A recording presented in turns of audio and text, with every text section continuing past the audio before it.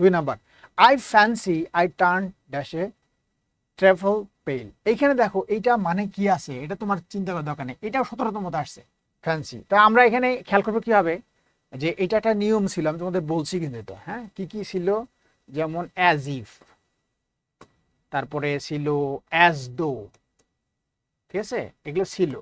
তারপরে ছিল উইশ বা ফ্যান্সি, হ্যাঁ এরকম ছিল। It is time, it is high time বা উড দ্যাট।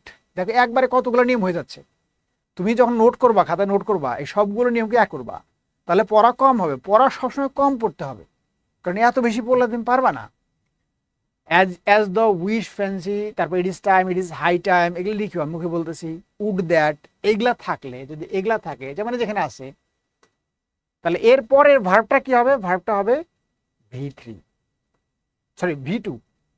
V2 মানে ভার্বের পাস্ট ফর্ম, ভার্বের পাস্ট ফর্ম। ভার্বের পাস্ট ফর্ম তোমরা অনেকেই আসো, যেটা হচ্ছে হয়তো এই মানে পড়াশোনার মধ্যে অনেকদিন না থাকার কারণে ভুলে গেছো ভার্বের পাস্ট ফর্ম কি।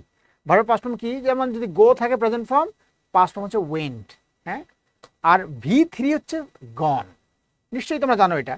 তাহলে এটা কিন্তু হবে না, গন হবে না, হবে কি ওয়েন্ট, মানে ভার্বের পাস্ট ফর্ম হবে। তাহলে দেখো যে এই যে ফ্যান্সি, যেখানে এগুলো থাকলে কি হয়, যে এই যে এরপরে যে ভার্বটা আছে, ভার্বটার কি হবে, V2 হবে, মানে ভার্বের পাস্ট ফর্ম হবে। বাস সোজা কথা হচ্ছে, এখানে আছে টার্ন, তাহলে টার্নের পাস্ট ফর্ম কি টার্নড হয়ে যাবে। এইখানে দেখো টার্নড আছে, এখানে টার্নস আছে, এটা গোল্লা। এম টার্নিং তো প্রশ্নই আসে না, হ্যাড টার্নড হবেই না, তাহলে আনসার কি, শুধু টার্নড আছে, এইটা আনসার। তাহলে মনে রাখবা যে এখানে যেগুলো বললাম, as if, as though, wish, fancy, it is time, it is high time, would that, সবগুলো একখানে করে লিখবা, যে এদের পরে যদি ভার্ব যখনই থাকবে, ভার্বটা হবে ভার্বের পাস্ট ফর্ম। শেষ, তোমার রিভিশন হয়ে গেল নিয়মটা। যদি জানা থাকে ভালো কথা, আর না জানা থাকলে তুমি শিখলা।